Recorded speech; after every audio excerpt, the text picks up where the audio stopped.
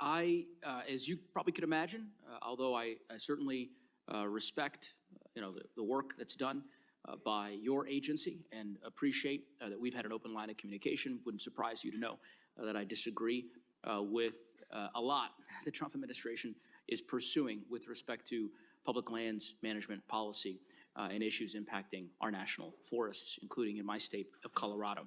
And I want to just paint a picture for you, and this is not isolated to your agency, of course, Chief Schultz, but it's important contextually in terms of why my constituents in Colorado are so concerned about the approach that the Trump administration has taken. In Colorado, we have lost 26% of all public lands staff across the U.S. Department of Agriculture and Interior Department. 26%. So 1 out of every 4 federal civil servants working on public lands, BLM, Forest Service, a variety of, the panoply of agencies that are subsumed by the Interior and Forest Service are gone. And that has real-world consequences. Real-world consequences, of course, for those individuals, proud Americans, proud Coloradans who've given their lives to service to their country. But it also has real-world consequences on the ground in terms of how these lands are managed and how we address some of the consequential challenges that you heard the ranking member, the chairman, and the chairman of the subcommittee articulate. All of that is happening while your agency, and I understand, we'll get into it a bit during the question and answer segment.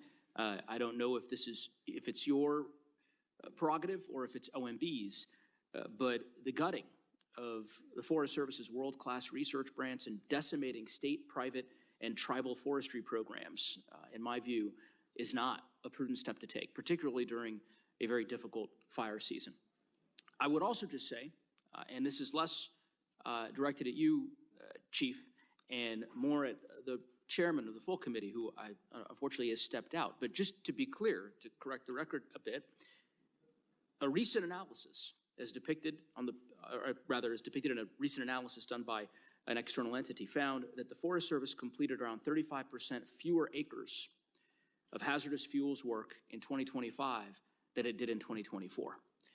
And notwithstanding all of the externalities and external factors that the chairman described, none of that changed from 2024 to 2025. The only thing that changed was the presidential administration.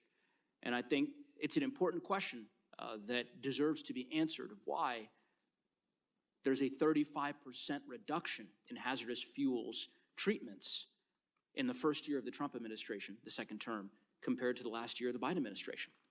And I hope that that's a question that we can get to the bottom of today.